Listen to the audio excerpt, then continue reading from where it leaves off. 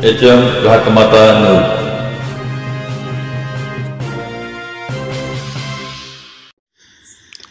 आटपाडी तहसील कार्यालय म्हणजे सरकारचा कायदा नाही तर इथल्या कर्मचाऱ्यांचा कायदा चालतो. म्हणजे तहसील कार्यालय कायद्याचं मंदिर नव्हे तर कर्मचाऱ्यांची मनमानी घर म्हणावं लागल.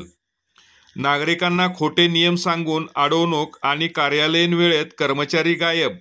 गोमेवाडीच्या ताज्या प्रकरणानं तहसील कार्यालयाचा कारभार चांगला संशयाच्या भोवऱ्यात अडकला आहे. 5 सप्टेंबर रोजी गोमेवाडीतील किरकोळ वादाचा गुन्हा आटपाडी पोलीस ठाण्यात दाखल झाला होता. 8 सप्टेंबरला आरोपींना तहसीलदारांसमोर हजर करण्यात आलं. जामीनदार नसल्यामुळे वैयक्तिक बंधपत्रावर त्यांना सोडण्यात आलं. पुढील 12 सप्टेंबर तारीख देण्यात आली. 12 सप्टेंबरला आरोपी जामीनदारासह तहसील कार्यालयात आले, पण तहसीलदार हजर नव्हत्या. कागदपत्र महिला कर्मचारी वनिता वाघमोडे यांच्याकडे जमा करण्यात आली. मात्र त्यांनी अजब अट घातली. शासकीय कर्मचारी आरोपी असल्यास त्याला जामीनही शासकीय कर्मचारीच द्यावा. याबाबत नियम कुठं आहे, कुठल्या GR मध्ये आहे विचारलं तर संबंधित कर्मचारी जेवायला जातो असा बहाणा करून कार्यालयातून निघून गेल्या. नागरिकांनी 2-3 तास वाट पाहिली. शेवटी फोनवरून संपर्क साधला असता कर्मचाऱ्यांचा बहाणा मी दवाखान्यात आहे. आज 12/9/2025 रोजी मी आपला समोर तहसील कार्यालयासमोर उभा आहे.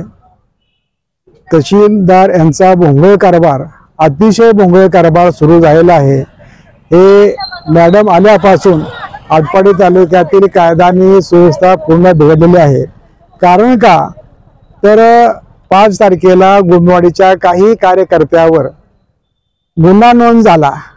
म्हणजे किरकोळ गुन्हा होता. ते गुन्हा नोंद झाल्यानंतर संबंधित मॅडम समोर 8/5/2025 रोजी कार्यकर्ते भेटले, ते आरोपी भेटले आणि त्यावेळी त्यांनी सांगितलं आमच्याकडे जामीन नाही. त्यावेळी त्यांनी पर्सनल बॉन्डवरून त्यांना सोडलं आणि 12 तारखेला तुम्ही जामीन घेऊन या म्हणले.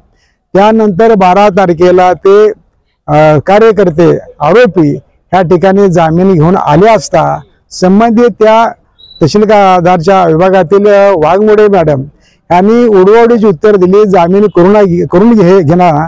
आणि त्यानंतर त्यामध्ये असं सांगितलं सर्व्हिसवाल्याला, नोकरदाराला नोकरदारच जामीन पाहिजे, नाहीतर आम्ही जामीन घेणार नाही.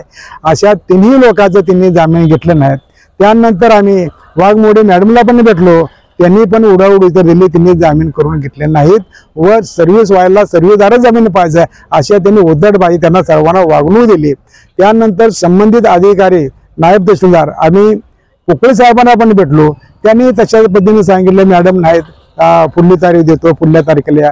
अरे बाबांनो, पण आज तुम्ही ह्या लोकांना बोलले, जामीनदाराला बोलले आणि तुम्ही जे म्हणताय सर्व्हिस व्हायला सर्व्हिसदारच जामीन पाहिजे असा शासनाचा GR आहे का, असं संविधानामध्ये लिहिलंय का, ह्याचा त्यांनी खुलासा करावा. नाहीतर हे आटपाडी तालुक्यामध्ये तहसीलदारनं वेगळ्या पद्धतीनं हा व्यवहार चालू केलाय. इथं पूर्णपणे सगळा गोंधळ आहे. आज जर बघितलं तर ह्या वाघमोडे मॅडम गेली 1.5 तास झालं जेवाय म्हणून गेले, ते आणि काय नाहीत. आज ऑफिसमध्ये जर गेलं तर बऱ्याच टेबलला अधिकारी नाहीत, कर्मचारी नाहीत. म्हणजे तहसीलदार कार्यालयामध्ये पूर्णपणे भोंगळ कारभार आहे. कुणाची दखल घेतली जात नाही.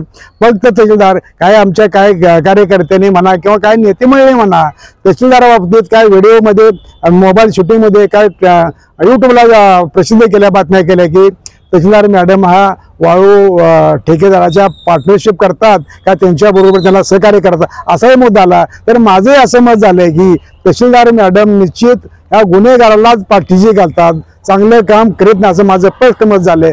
जर त्यांनी असा नाही जर दावला GR नोकरदाराला नोकराला जामीन जर असं GR नाही दावला तर तहसीलदार मॅडमचा, बनकर मॅडमचा निषेध नोंदवून त्यांच्या समोर फार मोठ्या भव्य स्वरूपाचं आंदोलन केलं जाईल. सदर महिला कर्मचाऱ्याच्या या वर्तनाबाबत आम्ही फोनवरून तहसीलदार शीतल बंडगर यांच्याशी संपर्क साधून सदर कर्मचाऱ्याच्या विरोधात शिस्तभंग कारवाई करावी अशी मागणी केली असता तहसीलदार यांनी माहिती घेऊन कारवाई करू अशी हलकी फुलकी प्रतिक्रिया दिली आहे. तहसीलदार शीतल बंडगर जेव्हापासून रुजू झाले आहेत तेव्हापासून त्यांचा कार्यकाल हा विवादित राहिला आहे. कार्यालयीन वेळेत अधिकारी कर्मचारी अनुपस्थित राहणे, नागरिकांना खोटे नियम सांगून अडवणूक करणे या सर्व गोंधळामुळे तहसीलदार व कर्मचाऱ्यांवर कारवाईची मागणी आता जोर धरू लागली आहे. मी संदीप रघुनाथ सावत, माजी उपसरपंच पळसखेल.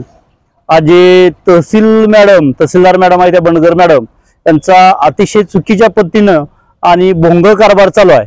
जर या भोंगळ कारभाराचा त्यांची सुधारणा नाही झाली किंवा त्यांच्यावर जर कारवाई त्यांनी जर व्यवस्थित ह्या सगळ्या गोष्टी हाताळल्या नाहीत तर वरिष्ठांनी, प्रांत साहेब आणि जिल्हाधिकारी यांनी त्यांच्यावर शिस्तभंगाची कारवाई करावी.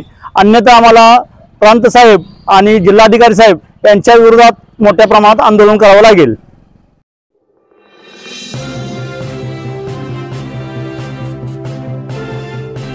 HM घाटमाता news.